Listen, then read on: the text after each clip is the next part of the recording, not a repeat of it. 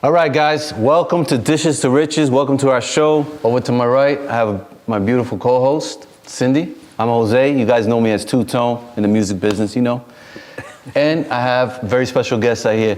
The man, the myth, the legend, Charlie Durso. Let's go. You got it, brother. All right, Charlie. So what was life like before you became an entrepreneur? Okay, what sparked? Simple. I believe that inside of everyone, if they really dug deep inside, I believe that there is something in everyone that can drive them emotionally, not logically. Right. Because when you look at people who succeed, they don't succeed based upon their logic. They succeed based upon their emotion. Look, it's not height. I'm 5'6". Right. It's not hair.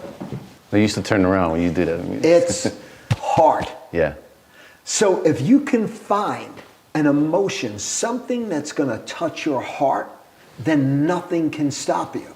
So when I was 15 years of age, I grew up in Brooklyn, and Marine Park, Sheepshead Bay area in Brooklyn. Brooklyn's in the house. What's up? But anyway, BK.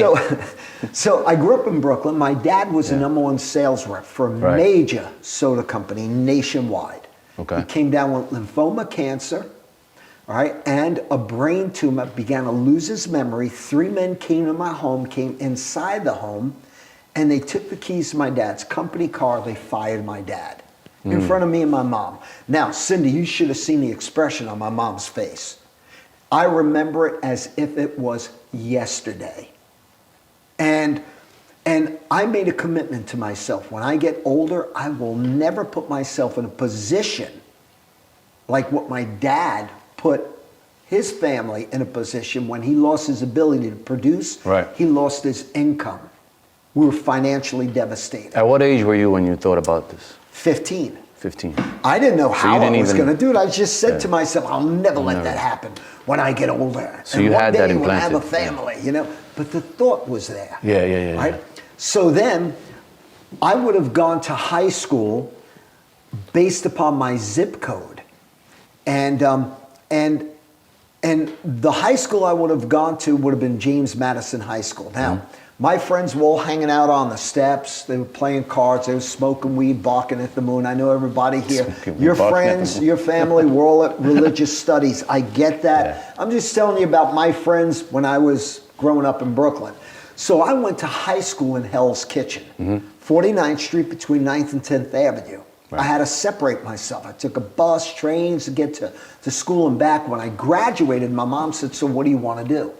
I didn't tell her I want to be a lawyer, a scientist, I don't want to be a doctor. I didn't tell her any of that. I said, I just want to make a lot of money. Because that was a thought that was in my mind. I didn't want to have financial devastation like what happened to my dad's family when he lost his ability to produce. I want to create some kind of financial stability. She said, be an accountant, they make great money. I had no clue what accountants did, so I enrolled into UCLA. You've heard of UCLA, right? The university on the corner of Lexington Avenue. It's called Baruch College. Baruch College. So I graduated from Baruch in accounting, and now I'm going to be this gung-ho accountant. Right. And I started working with an international firm. I went from a junior auditor to a semi-senior to a senior auditor. 5 years in public accounting. My wife was a corporate travel agent. We had gotten married. We bought a house on East 32nd Street in Brooklyn, semi-attached brick home. It was a 2-family. We had a rental income. And I had to be in my firm 8:30 every morning. I left my house at 7:15. I didn't get home till 7:30, 8 o'clock at night. I was working over 30 weekends a year, plus I had 11 accounts on the side of my own. Had a dress manufacturer, two construction corporations. So you had the job, and then you also you were doing it on your own. And you had other accounts. Because remember, it wasn't about what I wanted to do or be. It was more about how I wanted to live and the stability that I wanted to give my family. Correct. But now I'm thinking, wow, this is crazy. I have no life. All I'm doing is just working and working to live. Mm-hmm. And God forbid something happened to me, like what happened to my dad, I'm going to lose my income. Right. My clients on the side would go somewhere else. My firm that I work for would stop paying me. Correct. So then my sister-in-law, Patty, introduced me to a gentleman who lived up in the Westchester area, Ray, and he was financially independent. I wanted to live the way he lived. He had not just the money, but he had time. That's the key. Time is so important. The majority of people that I meet that make a lot of money have no time. The majority of people I meet that have a whole lot of time have no money. Now, I know you don't have friends, family like I do, but I have friends and family have no time and no money. That's really sad. Right. But this gentleman had plenty of time, plenty of money. And if something happened to him, his income was reoccurring. You taught me that. So that's what I was looking for. Boom. Yeah.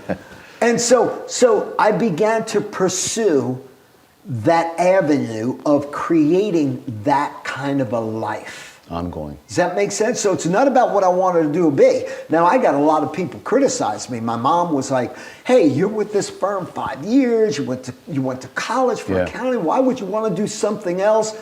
Because, Mom, I am not in life where I want to be doing what I'm doing. This is not creating the result that I'm looking for. If I want to make a hole in this wall right here, I need a drill bit with a drill gun. Right. My goal is not the drill bit with the drill gun. My goal is a hole. The drill bit with the drill gun is simply a vehicle, a tool that I selected to create the result of the hole. That's key. So an occupation, a profession, that was never my goal. That was just simply what I selected to create the goal, the end result, the whole. Yes. Make sense?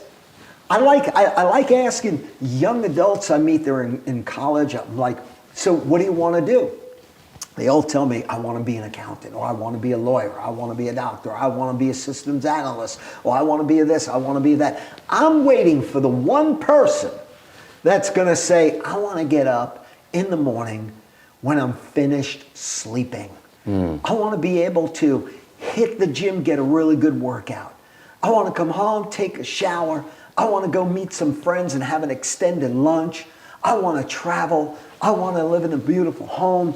I want to have peace of mind. I want to have financial stability. I'm waiting for the person to tell me how they want to live versus what they want to do or be.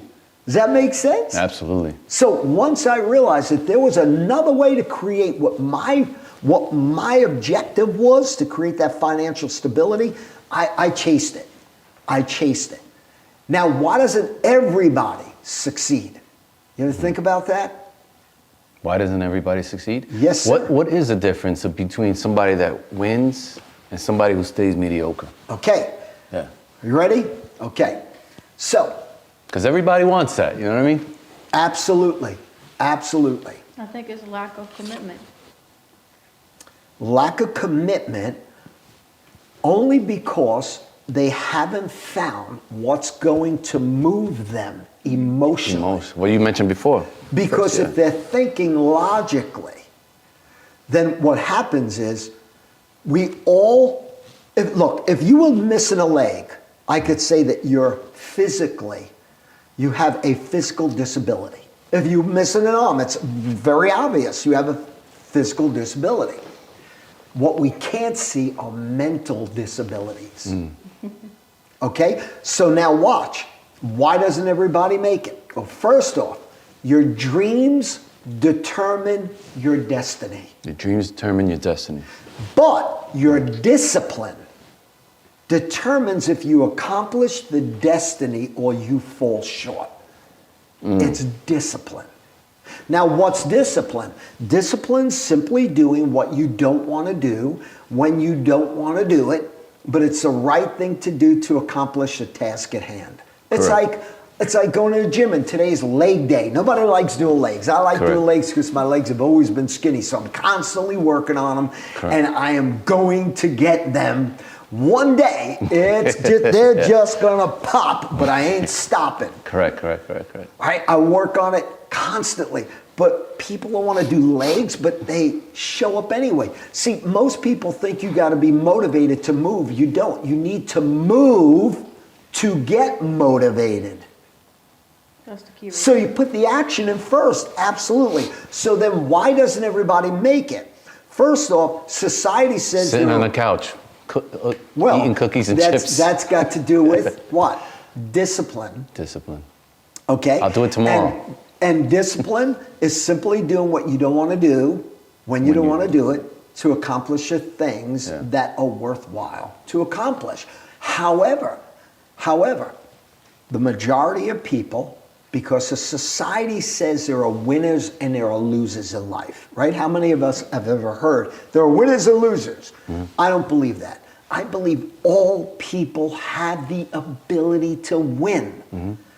But it takes a personal choice for them to select to utilize that ability. So the dream determines the destiny. But your discipline determines if you accomplish the destiny or fall short. So people have to figure out what is their dream, what's going to emotionally touch them. I love nice cars, I love nice homes, I love to travel, love fine jewelry, all that stuff. I didn't become an entrepreneur for any of that. I became an entrepreneur because I had to get rid of what I owned. You know what I owned? Showing up to a firm every single morning at 8:30 in the morning.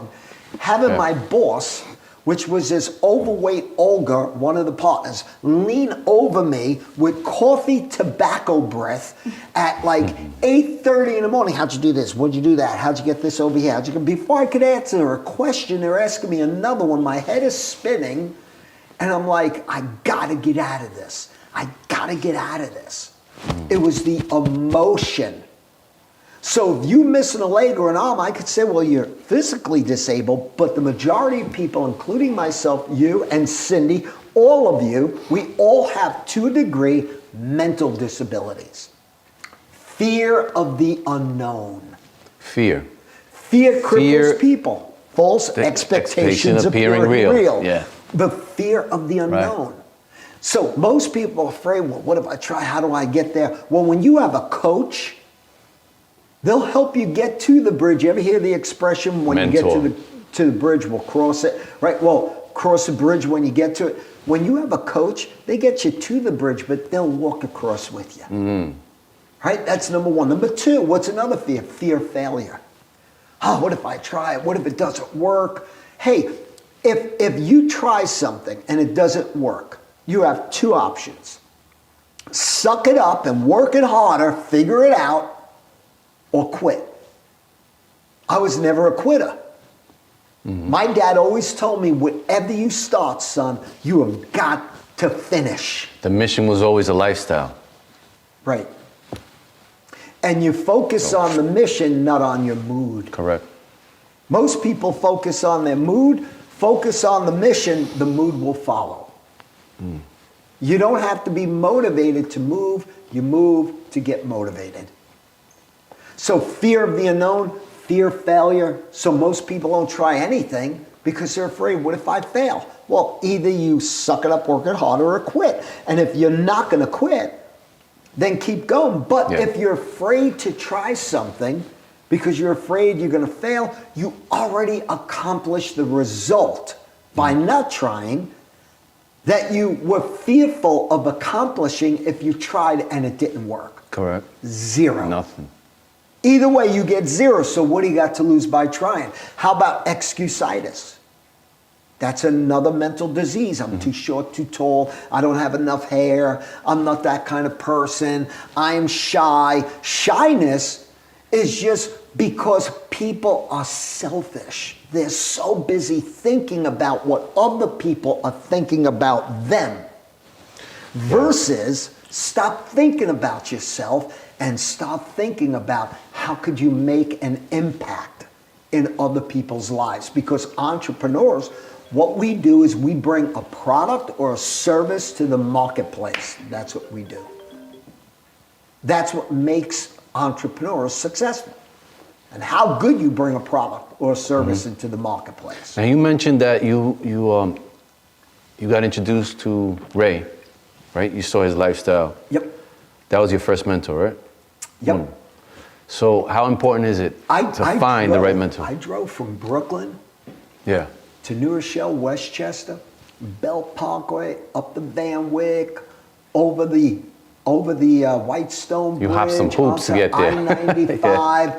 I'd Yeah. get home from work. I'd drive up there. I couldn't care. I never put a price tag on my vision. So I didn't set a limit. I was hungry. Yeah. The difference between an appetite and hunger, appetite is what the body wants. Hunger is what the body needs. Mm-hmm. I was hungry. I wanted success. And I was, you ready? Willing to pursue it. Willing. You know, I was with a group of people and I had a $100 bill and I took it out. And I said, how many of you want this $100 bill? And everyone said, I do. Oh, seriously, how many of you really want this $100 bill? I do. And one guy, you know Xavier Brown, used to be number 96 Philadelphia Eagles. He jumped up, ran to the front of the room. He grabbed the $100 bill out of my hand. He was hungry. I said, there's a man that wants the $100 bill. Why? Because you never get what you want. You get what you pursue. You got to pursue it. Like a hungry lion hasn't eaten for a month and saw a raw piece of beef. What are some of the other mental disabilities? Procrastination. Right. I'm going to get around to it. I'm going to get around to it.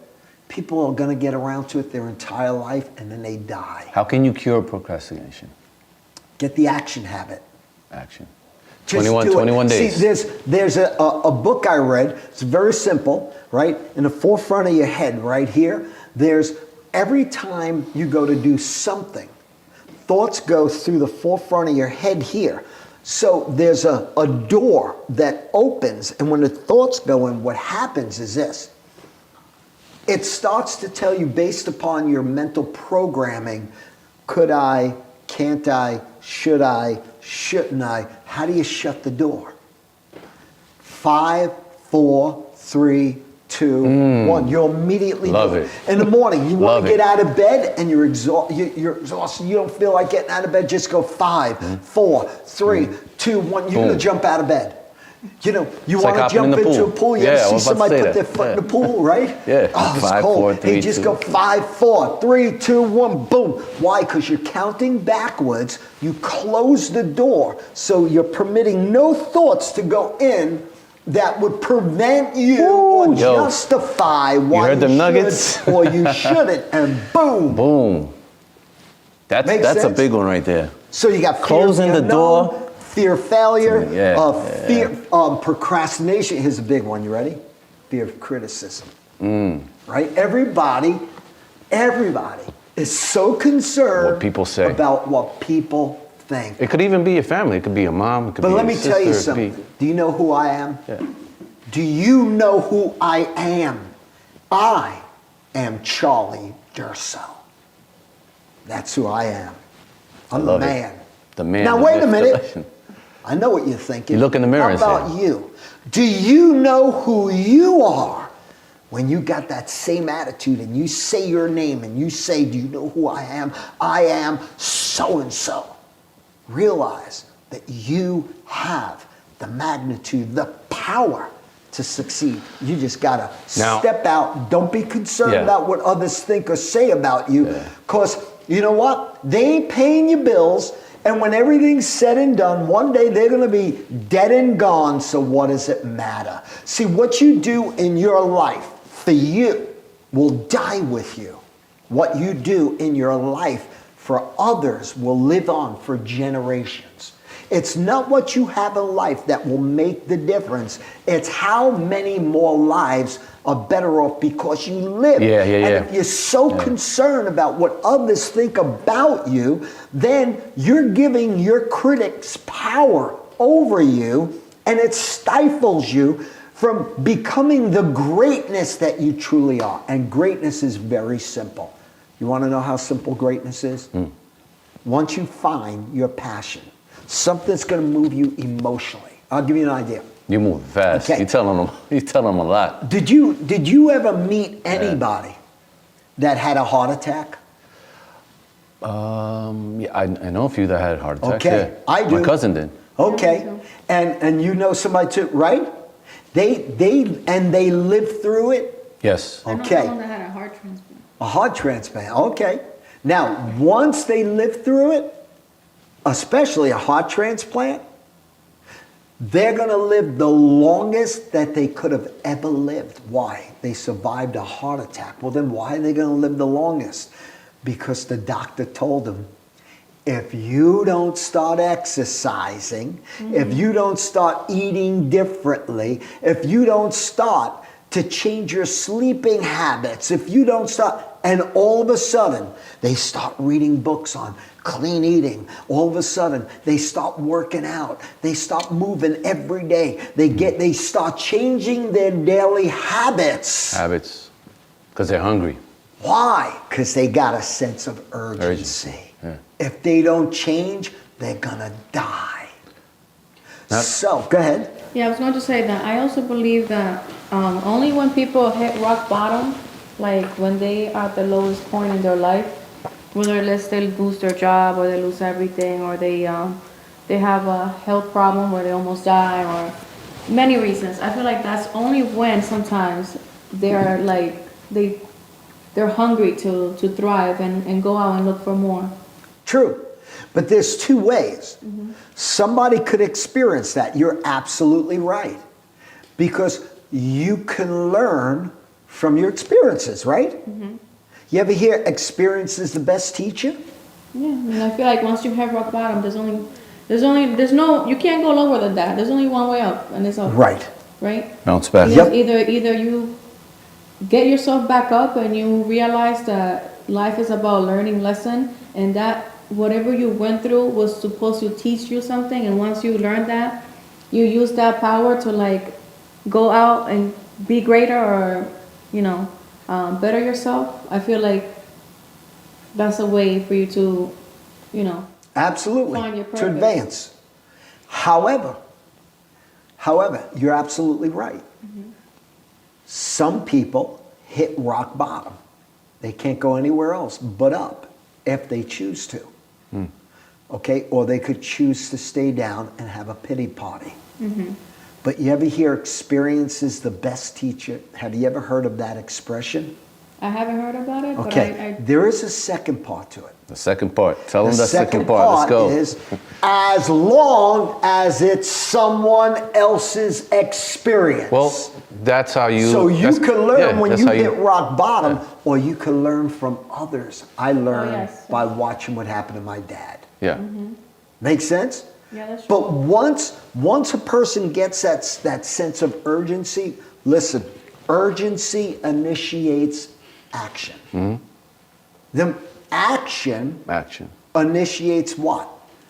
Discouragement. I'm going to let that sit for a second. Discouragement. Because when you take action, all right, think about the Oh, gym. negative things start happening. You Yeah, go yeah. to the gym. Yeah, it is. You're working hard. You're going day after day, maybe month after month, and you still don't see result. You start to get discouraged. Most people back off, back up, and quit. But you got to stay steady, stay consistent. Because when you hit that point of discouragement, right, you either submit to this discouragement and quit. I'm not a quitter. Or you resist the discouragement and you persevere, you persist. Yeah. Then discouragement initiates persistency. Persistency initiates consistency, and consistency initiates greatness. Greatness. Let's go. That's how you win. Yeah. Urgency initiates action. Action initiates discouragement. Discouragement initiates persistency. Persistence. Persistency initiates consistency. Consistency initiates greatness. Greatness. There is no secrets. You got to be great.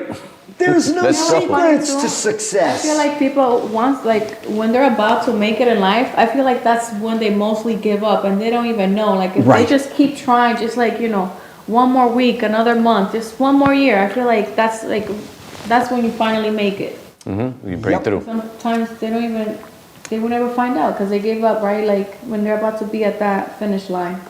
This is factual. I read a book called 50 Feet from Gold.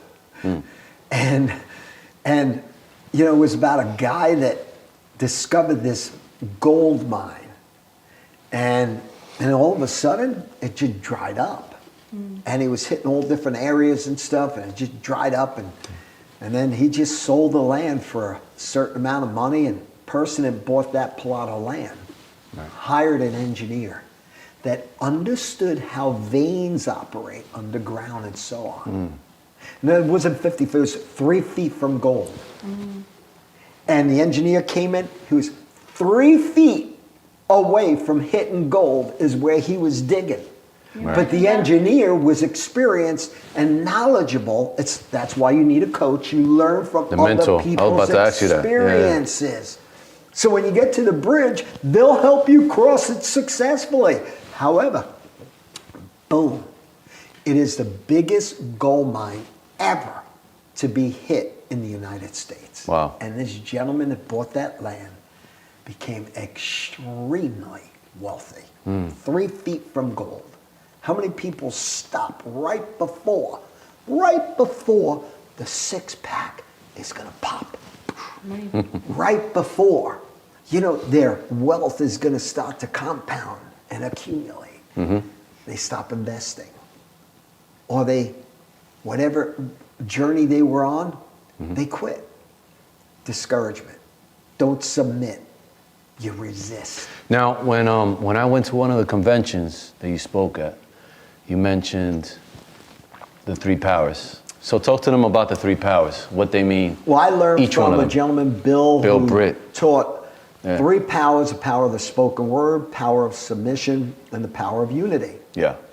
Okay, so Power of spoken word. The power of the spoken word. We're snared by the words of our mouth. That what we speak is what we get. Because the seeds that we sow in life are the words that we speak. When you look at everything around us, this entire earth, everything was created by God. How did God create it? He spoke it into existence. Let there be light. If we are in His image and He's created us as His likeness, the power that He's given us is in the spoken word. But my people speak what they have, which is what they have not, then speaking what they want versus what they have. Most people always speaking what they have versus what they want to have. You don't ever speak negative in the present or the future. You speak negative in the past. You speak positive in the present and the future. So if I had a challenge doing something, I don't say I had a challenge. My coach knows exactly what I'm saying. Switch the words. I had a challenge. Yeah. Switch. And so what would you recommend? I'm never going to speak the negative in the present and the future. The power is in the spoken word. Why? It goes out of here and in, out, in it. I do that when I have a headache. I had a headache. I had a headache. Yeah. You know, Had a I'll sore never throat, say I getting don't over feel it. good. I feel great. I start speaking into existence. I feel great. I'm excited. I'm energized. And it's I'm magical how the- inspired and motivated. Yeah. I'm getting better every day. Absolutely. And The so, molecules start working in your favor. right. That is true. I feel like the power of the law of attraction, right? I feel like Yep. what you speak out loud really works. It could be anything, whether it is a job or even feeling confident about yourself or getting something you really want. Anything. I feel like you just have to speak it into existence and it will come to you. Right. It's already yours. And have What people faith. don't understand, it's already yours. You already have it. You just have to attract it. It's already there. Right. Absolutely. What's the second And one? you have to have faith. Yes. You have See, to believe. belief is when you know something can happen, so you do it. Faith is when you don't believe, but you do it anyway. 'Cause you trust. And so you're stepping out on faith. But what prevents a lot of people also in life is fear. Fear and faith Did you know that they're exactly the same thing? Fear is believing in something you can't see. Right. Faith Is believing in something you can't see. Fear It's is another driven. one. It's another one. Fear is driven by the negative Yeah. mind. Faith is driven by the positive mind. How do we transition The two our lines. mind from negative to positive? Yeah. Read leadership books. Read books on psychology. Learn how you operate. Listen to podcasts. Listen to positive stuff. Associate in an environment, and this is all around us. You can go invest some money, go to an event, and associate with people who are in the process of self-development, who are in the process of progressing. They want to be better. They want to make their lives better. They want to change their habits or improve their habits to have a different result, because your thoughts create your actions in life. Nobody does anything unless they first give it thought. And action always follows a thought. And action through repetition creates what? Habit? A habit. Yeah. Habits create what? Your lifestyle. You want to live different? Think different. Because if you think different, then you're going to act different. And if you act different, you're going to have different habits. If you have different habits, the results are going to be different. Does that make sense? Powerful. Now, what's the second of the three powers? Power of unity. So I have a... Oh, that's like the mastermind principle in the Think and Grow Rich? Absolutely. Yeah. Power of unity. When a group of people come together with a like-mindedness, Yeah. you know, you're unified. There's power in unity. An individual can be broken, but a group of individuals, very difficult to break. So you have unity. And then where's your loyalty? My loyalty is to anybody that I take under my wing and I coach or I work with in business. My loyalty is to them. My loyalty primarily is to my God. Everything I do, I want to glorify my Creator. However, my loyalty is to my wife and my family. My that's wife the and I next, are together for 52 years. May 30th, we'll be married for 45 years. We dated for 7. People say, well, you know, what's the secret? Well, simple. If you treat anything as if it's brand new, it's never going to get old. So treat anything as if it's brand new. You look at my cars, you look at the way I hang my clothes up. If I take a pair of shoes off, I put my shoe trees in my shoes. You know, how you do anything is how you do everything. Everything. Got it. And how do you treat a relationship new after being together for so long? We go out on a date. And exactly what we did when we first met. We'll go out on a date. I date my wife constantly. You still tease her like you did in the beginning? Absolutely. And we keep the passion in the relationship. That's important. Okay? And so we go out on a date. We'll go out we go to lunch several times a week. We'll go to dinner at least one time a week.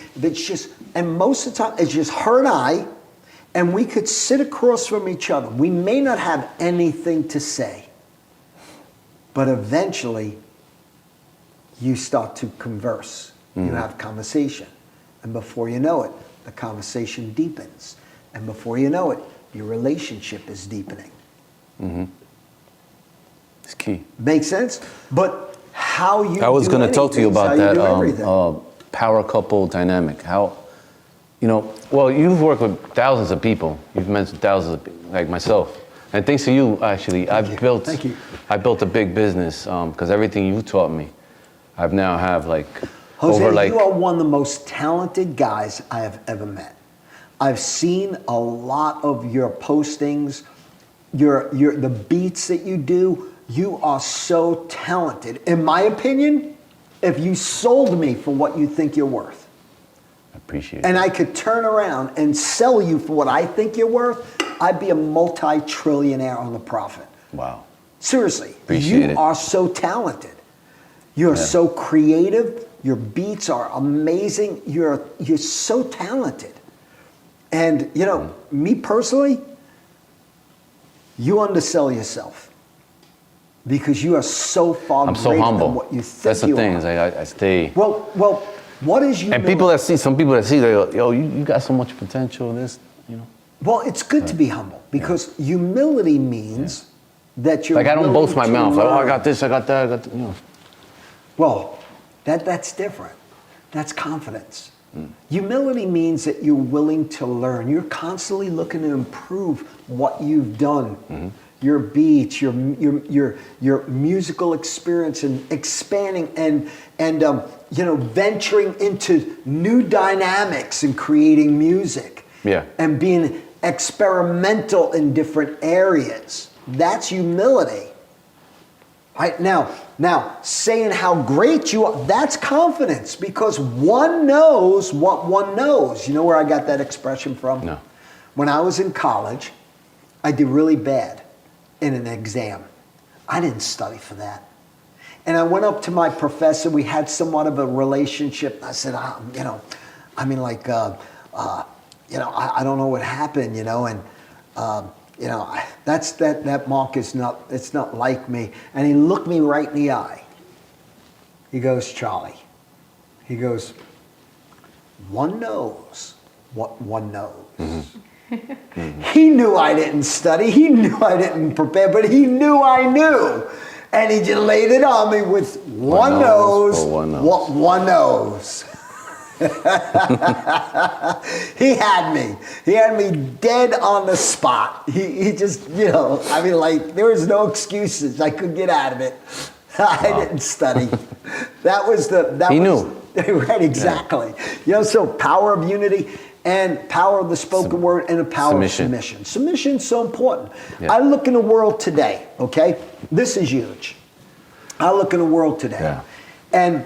And I see a significant amount of people that are in rebellion to authority. That's evil. Yes. Why did God cast Satan down to this planet Earth? Because he was in rebellion to God's authority. He was out of submission. Correct. When you put yourself in submission to power, you have the power. I'll give you an idea. Do you know that I've gotten off of probably 8 to 11 speeding tickets? Now, I don't recommend anybody that you break the speeding law, but I only break one law, the speeding law, and I break it twice. Once on the way up, once on the way down. But between 8 and 11, you could ask my wife. You could ask many people that you know that know me, because some of them were in the car with me. As soon as I see, if it's a trooper, I call him trooper. If it's an officer, I call him officer. And as soon as I see that car, the first thing I do, I put my directional on, I pull right over. Matter of fact, sometimes I pull over before they actually pulled out, because I know. Are you sure? Boom, You already know. there they are. I'm bagged. I pull right over. Hands on the steering wheel. Window down. Yes, trooper. Do you know how fast you were going? Trooper, I was speeding. I am so sorry. I'm wrong. Period. I'm in total submission to that person's authority. Do you know how many times they said license or registration? You know, they come back, okay. Look, you're the first person that hasn't given me a tough time. I'm going to give you a warning. Slow down. Don't let me catch you again. Do you know how many times? 8 to 11 times. That's a lot. Wow. That's a lot. I'm so sorry. As soon as they come up, I'm so sorry, officer. I was speeding. I'm wrong. Power of submission. Power of submission. And you look in the world today, and you look at a lot of the youth, they are in rebellion to authority, and that's evil. Right. That's evil. That's an evil spirit. But when you're in submission to authority, who had the power? I did. You did. They let me go. So the submission. Smarter. Yeah. I feel like a lot of people, well, this young generation, I feel like they don't want to look weak. I think that's the problem. They think that if they allow someone else to be above them for just like a slight second or just to listen, you know, they feel like they're weak. Like they need to be stronger. They need to be like, you know, they're the one in charge. Is that ego? That's the problem. It's not ego, it's evil. Evil. Yeah. Evil. Menace. Look. Oh, we got a lot to talk you about. have to have We don't have enough love time in right your now. heart. Let's promote it wherever. If Yeah. you have love in your heart, right? You're not going to look to be confrontational with Love in that your heart. person. You're going to be in submission to authority. Hey, look, you know, Yeah. if you're in submission to somebody's authority, you have the power. You have the power over them Yes, yes. without them realizing that they think they got the power over on you. So it's submission to your mentor in business, that's teaching you, coaching you, Absolutely. somebody who's reached levels that you want to reach, somebody who's where you want to be in Right? life. And So authority you're- that God yeah. put on this planet. Submission to God. Authority. So in the, go ahead. I was just going to say submission to someone that has more knowledge Mm-hmm. than you. This is another thing. I feel like everybody wants to feel like they know it all, right? Like they don't want to allow someone else to give them an advice or just to guide them in a way. They'd be like, oh no, what would Yeah. you know? You know, like they just, Right. So how important is that, the three powers in the power, the three powers in Submission, business authority, and with, unity. with power couples in business? Because you mentor a lot of couples, married couples that building a business. So how's that working there? You know, hey, listen, I believe that if I took duct tape, you know what duct tape is? Yeah. Okay, now if I put duct tape on your mouth, you can't speak a single word. How would you teach me? Action. Thank you. What you do Action. speaks so So loud. loud, I can't hear what you say. Powerful. love that. Trust only motion. There's a lot of frauds that are out there. They speak really well, but they don't do what they speak. They So that's haven't a- done what they're telling you to do. And a man of experience is never at the mercy of a person with a theory. I meet in my industry, people are teaching people to do certain things to reach certain levels of success in their business, and they've never reached it. They're not even on target to reach it. They're not even doing the mechanics. They're that teaching theory. It's teaching. not even the, yeah. All theory. They're frauds. They're Wow. frauds. I always tell people, you find somebody who is in life where you want to be. You find someone who's in life where you want to be, and you find out what did they do to get there? What were their habits? What did they read? What did they listen to? Where do they associate? What do they What eat? do they do? What How do they eat? think? How do they think? How do they wake up? What do they do? Routine? Everything. You find out what they did to get there. And then you do what they've done as, here's the key, as consistently as they've done it, and one day you will have what they have. I'll show you something. Here, hold this can a second. Could you just let go of it? Hold it up right here. All right, release it. Go ahead. Okay, fell. She's female. All right. You're a young man. Okay, good. You're a couple of shades darker than me, right? I'm not See. really a white guy. I'm a beige guy. But anyway, all right.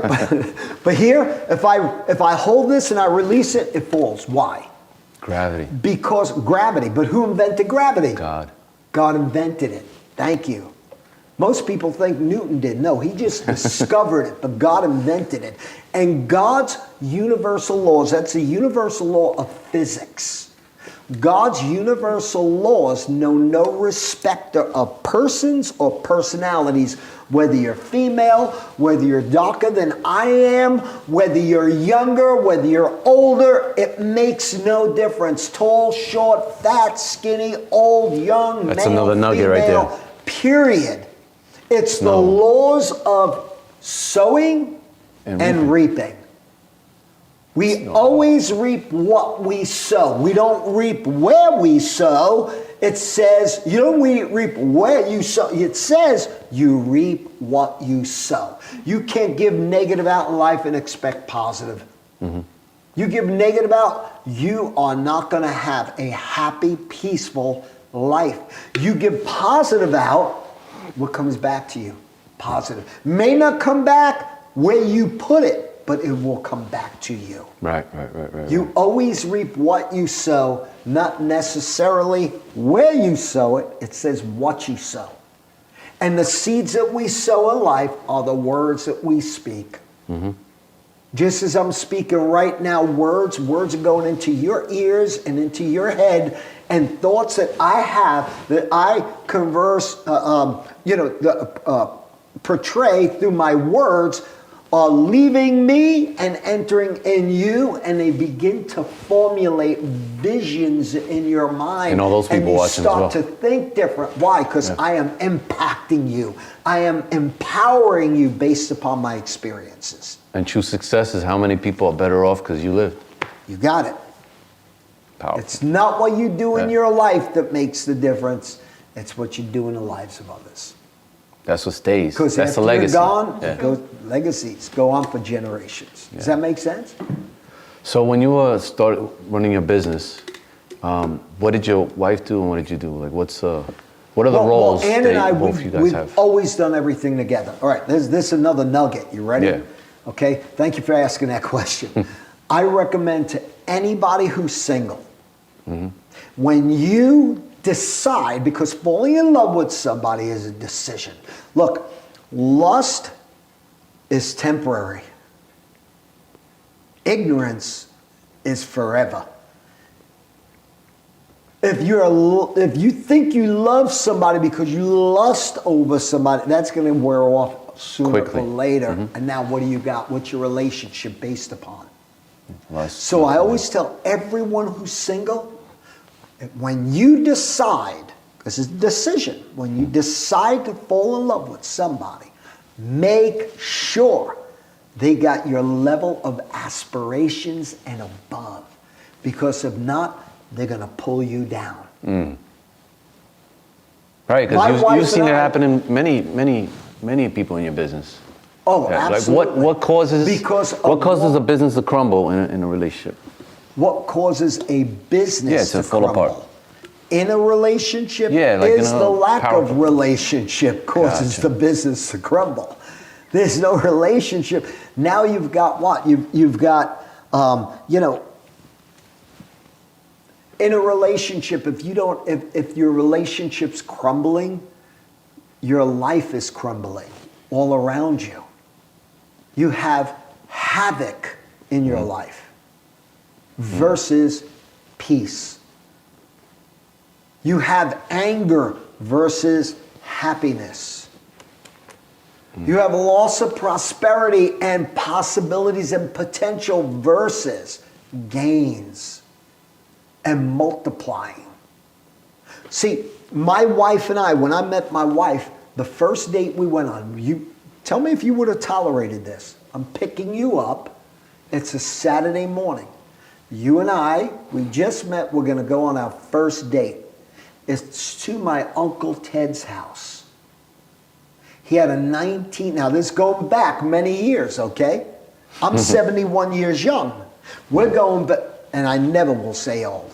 And be 72, March 17th, St. Patty's Day. But anyway, so my Uncle Ted, going back years ago, he had a 1969 Cadillac. It was so long, you had to make a reservation to turn the corner. I'm going to pick you up. We're going to my Uncle Ted's house. We're going to wash his Cadillac. We're going to wax it and we're going to vacuum it. And he's going to pay us. And we're going to go out on a date. Would you tolerate that? My wife said, Wait, wow. you made your wife work to clean the car? Absolutely. I had no money. Were you testing her? We're Or- financial. I was Nah, 19. She was 18. We're financially devastated, my family. Oh, you were young. I always Yeah, had that's fine. jobs. Though. At that age, I think that's. I worked 2 to 3 jobs after high school. I was a delivery boy for Max's Deli. I worked in Brooklyn College, putting library books away. So you on the met her weekend. before the business? Oh, Well, yeah. you- Oh, absolutely. Absolutely. She was 18, I was 19. And in addition to that, I worked at a stationery store on 8th Avenue, 57th Street, 8th Avenue in Manhattan, doing deliveries around Manhattan. I worked in a printing shop, cleaning the rollers off on big machines, cleaning all the ink off the rollers, making deliveries all over the place. When I was a kid, I worked in delivery service, but I love when it snowed. I would go door to door, shoveling snow. I always made money. I would clean people's windows. I always made money. How did she react to that? Okay, so she said definitely. Yeah, all right. She was excited I was picking her up. You knew she was the one there. We went to my uncle's house. Yeah. We cleaned his Cadillac. You know what he paid us? We washed it, waxed it, vacuumed us. You ready for this one? $20. With that $20, a movie just came out, and it was called The Wall by a group called Pink Floyd. It just came out. We went into Manhattan to see the movie. I drove there with my Volkswagen squareback station wagon, no heat in the winter, no air conditioning in the summer. We drove there. We went to see the movie. We went down to Little Italy. We had cappuccino and pastries. That's beautiful. We went home on $20 and we had money left over. That was worth $350 in today's economy. Yes, yes. Think about that. Yeah. So we cleaned this car, dropped her off. I said, get ready, I'll pick you up tonight at 6 o'clock. She got dressed, showered, changed. I showered, changed. I picked her up and we went on our first date with $20. That was a lot of Wow. money. We always did everything together. In my backyard, I had what was called a pussy willow tree. Pussy willow trees grow these furry little knobs on the branches, like all these. Yes. You may have seen them. Well, we would cut it down and cut all the branches, put them in batches, go across the street. There was Good Shepherd Church, and we used to tall, short, fat, skinny pussy willows. $2 a batch, her and I. I told her, don't put on nice clothes because people feel sorry for you if you have not so nice clothes on. We were kids. I was 19, she was 18, Yeah. right? But we put money in our pocket. Yeah. Legitimately. My dad always said, whatever you do, as long as it's honest and legal, you should always feel proud about it. I love the ambition though. So let me tell you something, right? If I'm rowing a boat this way and she's rowing a boat that way, it's going to go in a circle. circles, When we row in the same yeah. direction, we go straight. One horse will pull one log. Theoretically, 2 horses should pull 2 logs, but they don't. They pull 11 logs. Wow. That's the power of 2 working in the same direction. So if we have the same aspirations and above, see, she had aspirations like I had. We want the best for our family. We're willing to work for it. We wanted to have happiness, peace of mind. We wanted financial stability. She was willing to do whatever it takes with me. She is 100% partner. I'm 100%. It ain't 50-50. It's 100%, 100%. We work together. Does that make sense? 100% That's both so ways. critical. I feel like nowadays, in certain relationship, I feel like they feel like it's a competition. Well, that's a whole nother conversation because I believe that men today have been feminized. Yes. Yeah. Period. And I could go very deep in that, and a lot of you will not like what I've got to say, so Yeah. I'm not going to say it. But men have been feminized, Yes, and they are. society has a big part of that including the educational system, including what they see through TV, including their association, etc. Yeah, and that's the reason why nowadays a lot of women are forced to be like more masculine. Exactly. Unfortunately, so it's like this is like Yeah, imbalance.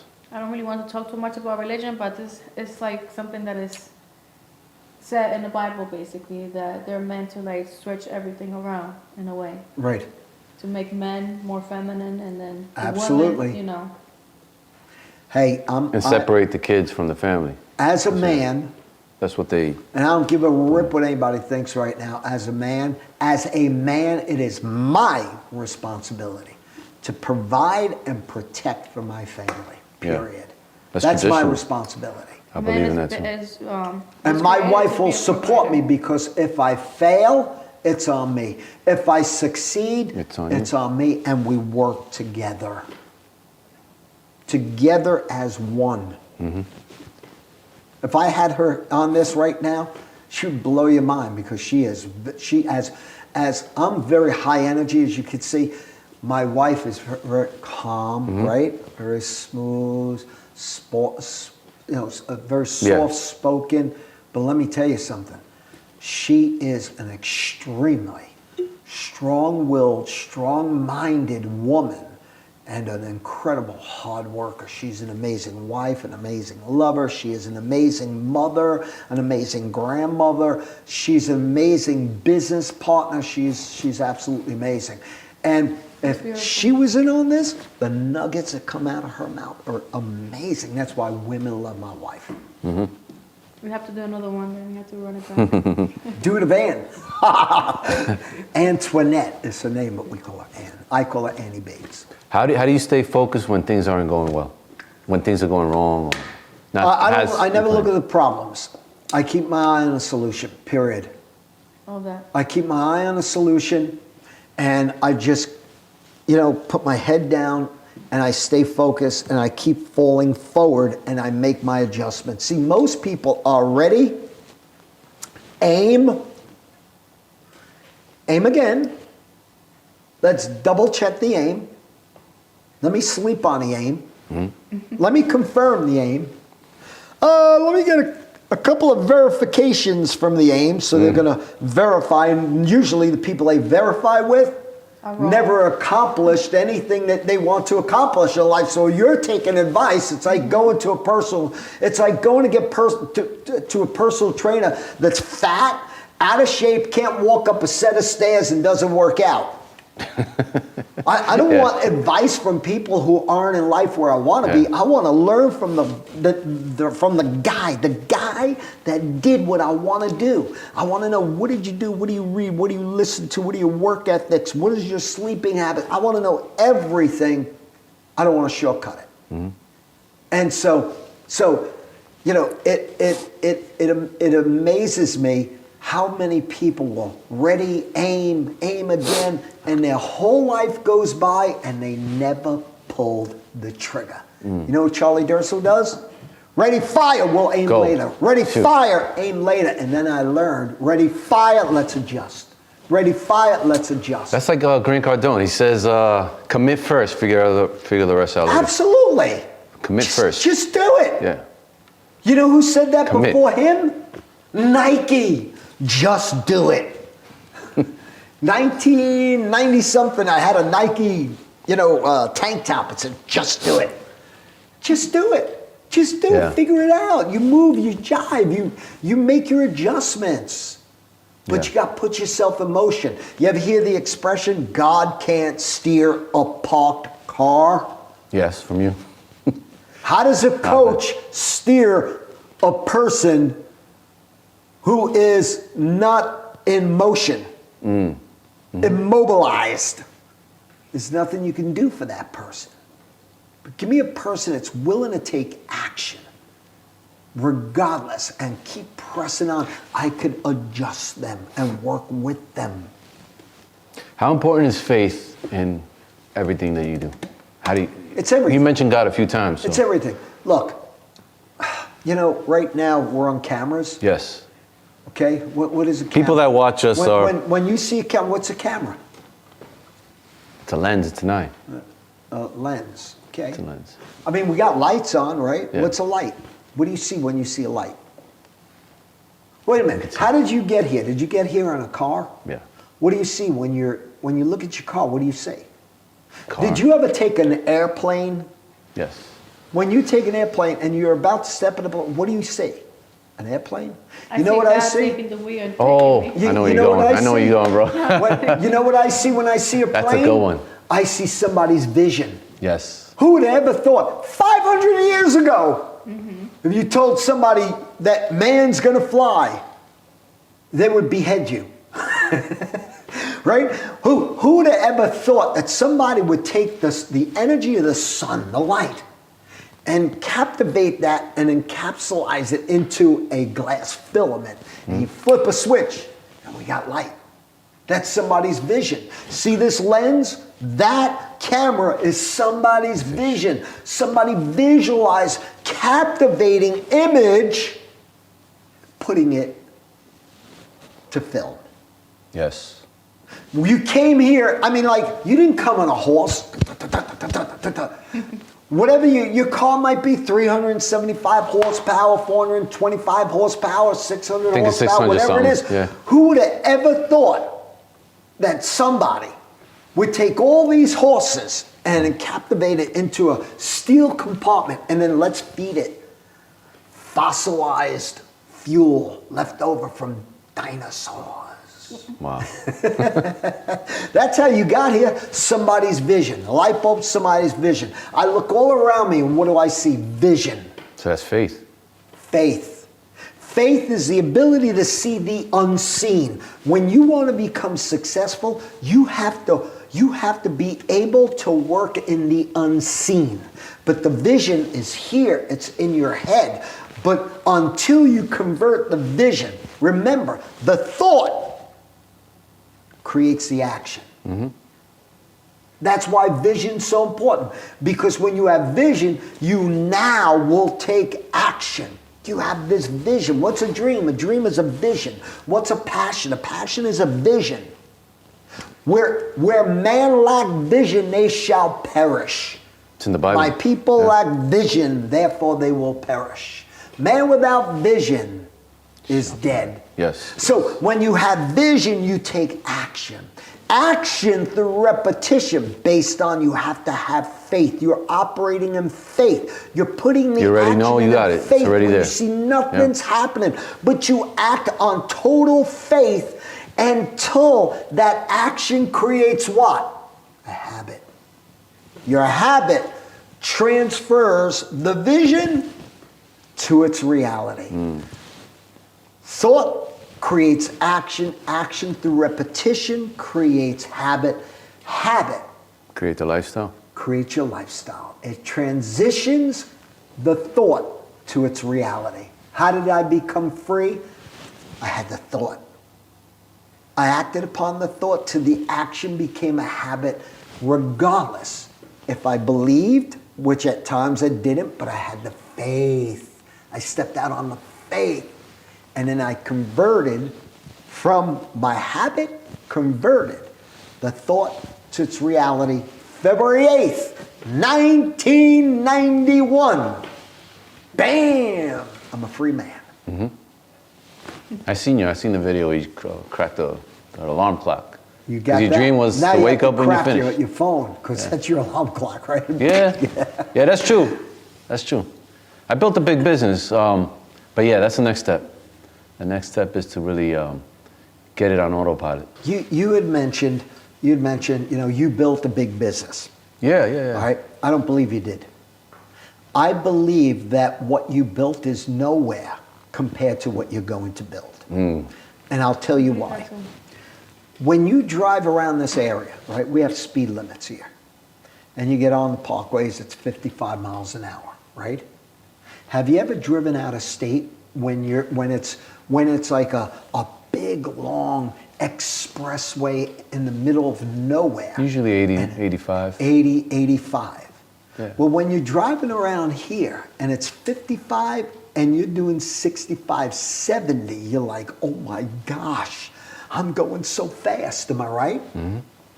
But when you're out of town and you're on these expressways and they go a real distance and there's nobody around and the speed limit could be 65, 75, you're doing 80, 85, sometimes hitting 90. I've done that. Yeah. Right? Now you're cruising at 90.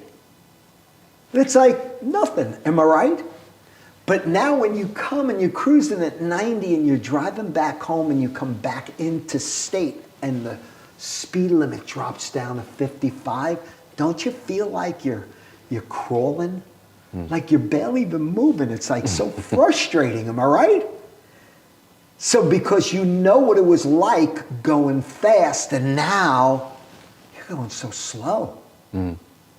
But when you were going slow and you went a little bit faster, it felt like you were going fast, but when you were going 90 or 85, and then you brought it down to 65 to 55, you realize how slow you're really going.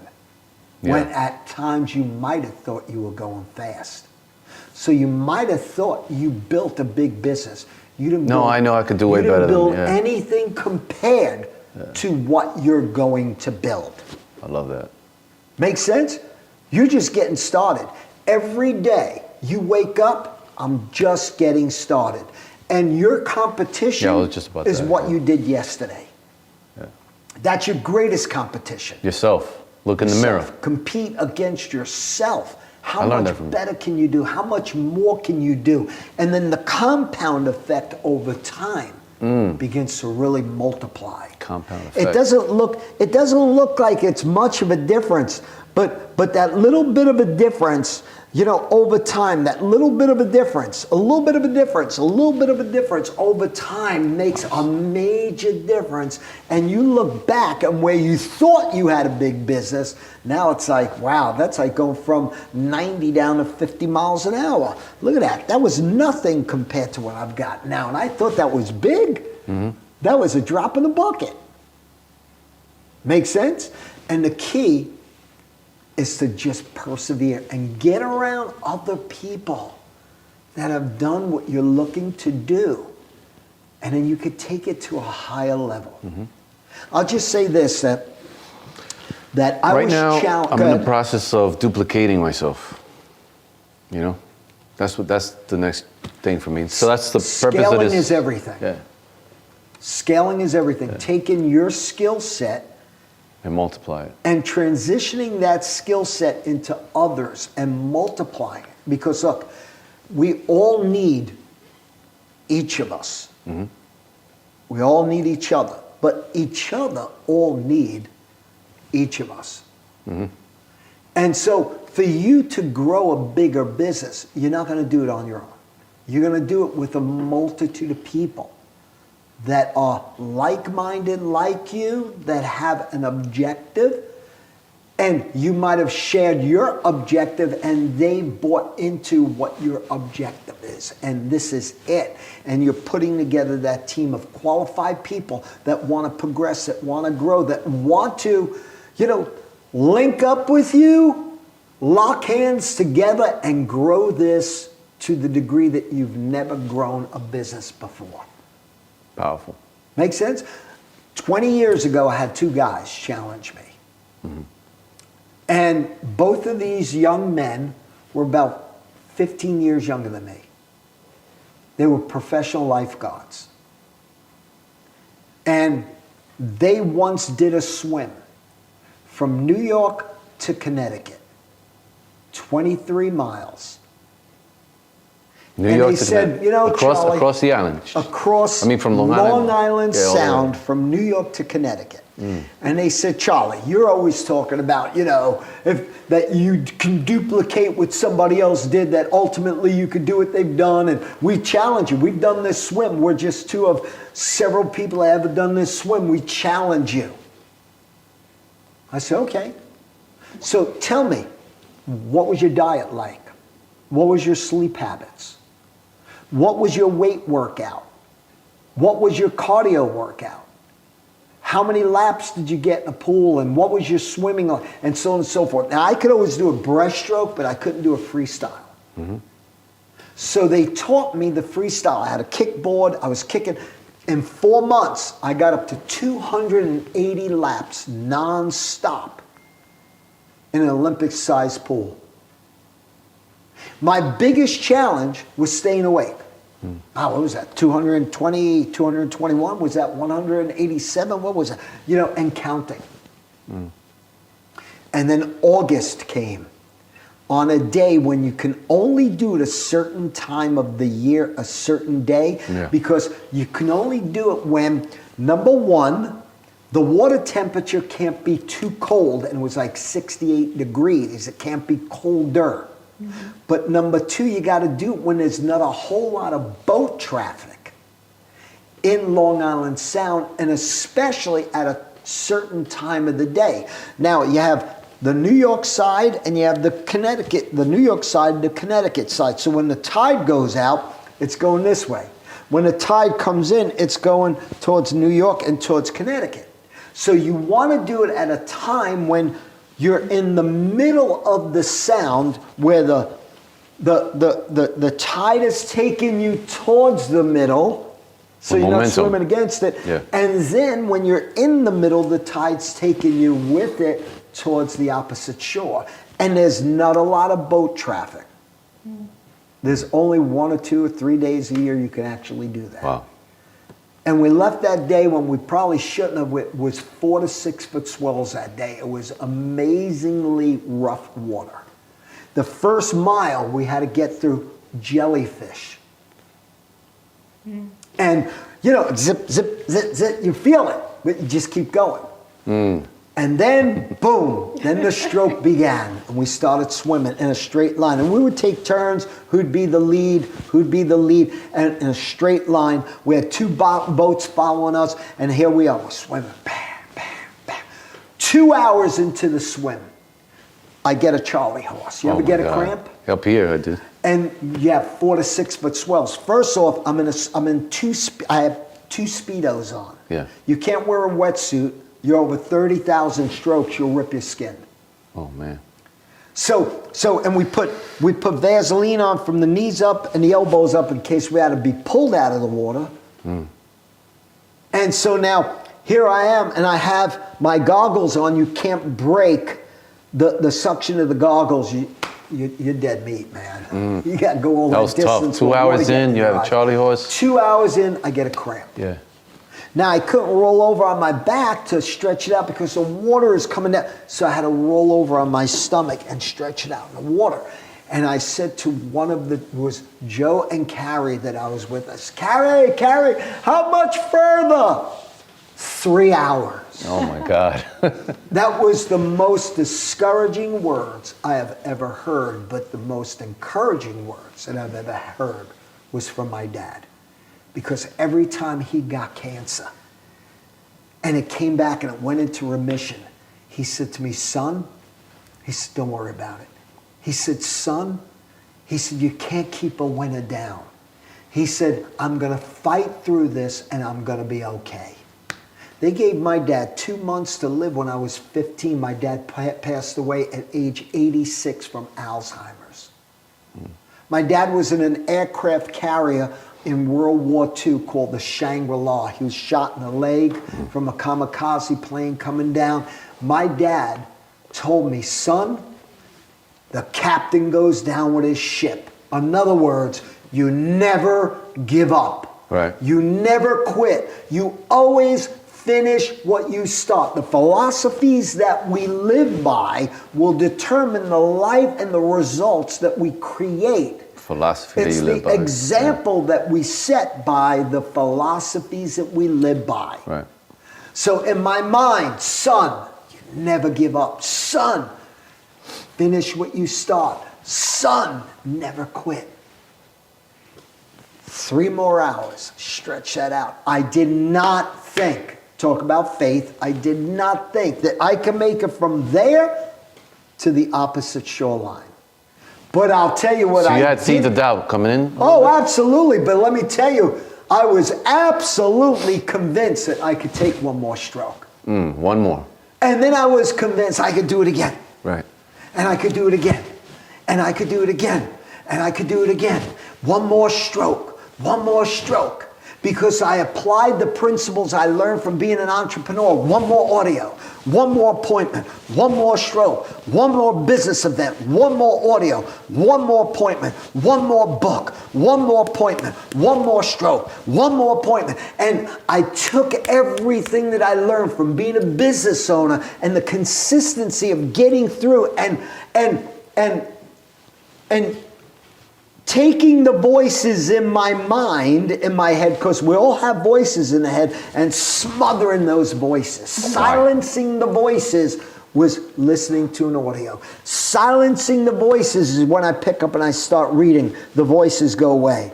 Silencing the voices is when I take my calendar out and I book that calendar. Silencing the voices is when you take action, and one more stroke, one more meeting, one more appointment, one more audio, one more book, one more stroke, one more stroke.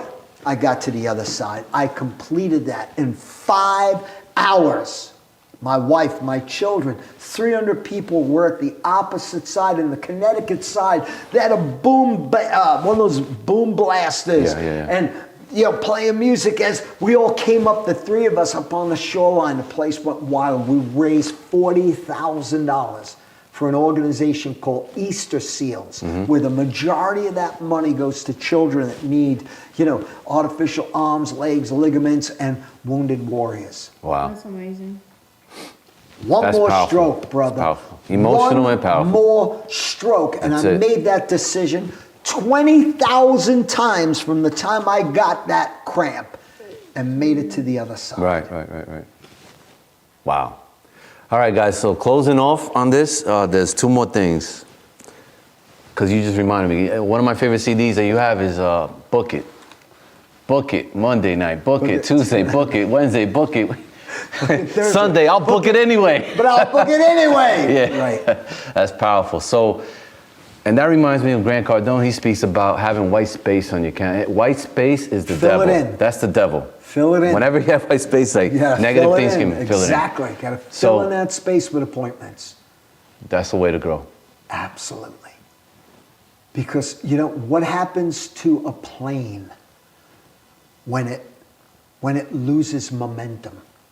It crashes. When you got momentum, never lose it. You stay on top of your momentum. And how do you do that?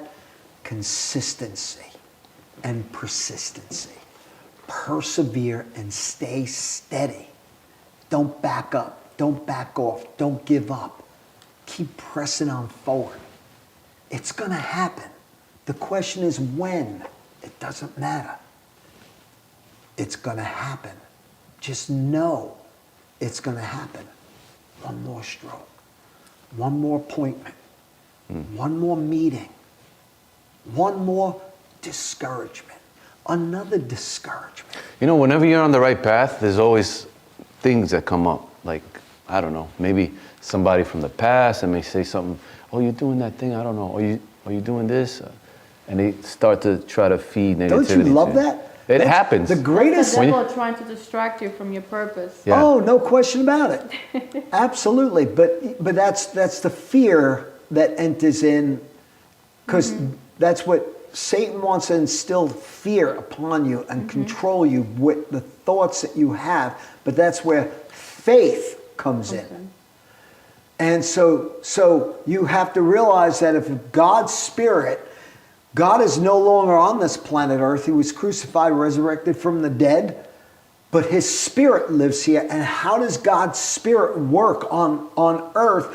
God's Spirit works through those that permit God's Spirit to exist within them, and then God's Spirit will work through you if you're an obedient vessel. He will work through you like Noah, to take you where you need to go and do what you need to do to impact His creation, to make this world a better place. He uses you as a vessel. So you step out on faith, and when the fear enters, understand you don't serve the God of fear, you serve the God of faith, and you step out on faith. Powerful. So people watching, the people that watch the show are people that are probably current entrepreneurs or starting or have an ambition to start a business. What is the first step that you would recommend somebody that Just Well, if you want first to step to start start. a business, Yeah, just to start. okay, if you want to start a business, find somebody who's in life where you want to be, that has done what you're looking to do, and they've done it successfully. They got the fruit on the tree. Right. So you could go to the tree and see that the tree is a good tree because it's got great fruit. If it's bearing fruit, that's a good tree. If it's got no fruit on it, or the fruit's bad, I wouldn't pick the fruit from that tree. I'd pick the fruit from the tree where the fruit is good and you see it's good. Mm-hmm. And then you want to just observe everything they've done. What did they do? How did they do it? Because people will share information with you if you ask. You know, people say the secret to success. There's no secrets to success. They're all over the place. They're in books, they're on audios, they're in podcasts, they're in people like you that are walking this planet Earth that are more than willing to share. Because you know if you give the good comes back. That you're destined, that you've been blessed, so you want to bless others. Because what you do in your life for yourself will die with you. What you do in the lives of others will live on for generations. You know that it's not what you got in life that makes a difference. It's how many more lives are better off. Because Jose Batista lived and took his skill set, mindset, thought process, work ethics, and indoctrinated that into other people. So any of you that want to open up or start a business, go for it. Ready, fire, adjust, aim later. And then 5, 4, 3, 2, 1. 5, 4, 3, 2, 1. Take that. action. Does that make sense? Absolutely. Thank you guys for watching. Make sure you like, comment, subscribe. Help the channel grow. Appreciate you guys. Let's take it to the top. Got Charlie Durso. Appreciate you. Thank you. And listen, and Cindy. Cindy. And let me say, I don't know any of you. I don't know who you are. I believe in you. I know that if you do what I've done, if you've done what other people have done to become successful, I don't care who you are enough. You have what it takes. You just got to use what you have. Just, perfect inaction will always beat imperfect action all the time. All the time. Powerful. And a fool that is electrified, on fire, taking action will always outproduce an inactive genius. Just step out. Experience life's experiences and deal with it. Because the solutions are all around you, and keep going towards that mark of victory.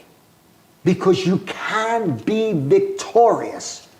You just gotta get through it to get to it. You gotta let discouragement drive you. Don't submit to it, resist it, and keep on keeping on. Step out on faith.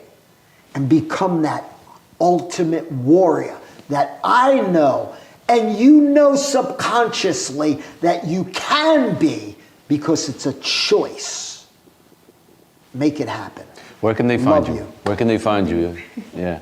Oh, my Instagram, I don't know, Charlie, I'll put it on there. Charlie, Yeah. Durso, Durso 17. Gotcha. Now, Cool. Cindy's head of operations with me. She's helping me. You got the best. Yeah. She's Thank you. onboarding support. You guys are making a great team together, and your photographer also phenomenal. Yeah, Josue. It's a great team.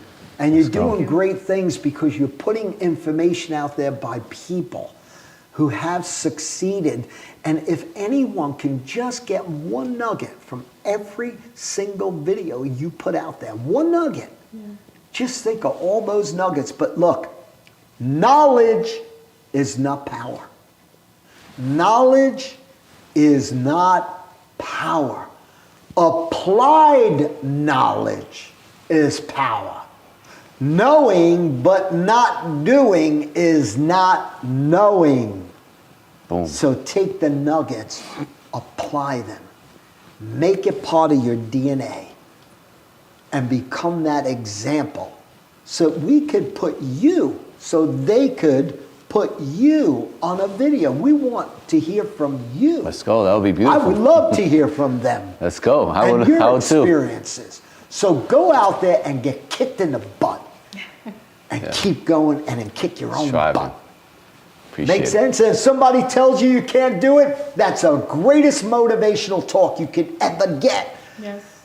Prove them wrong. Smoke their butts. I love when people tell me I can't do something. Because now, you'll see, Now you're you're going to driven. eat those words. Am I right? Yes. God bless you all. You deserve the best. Thank you. Thank you. Take care.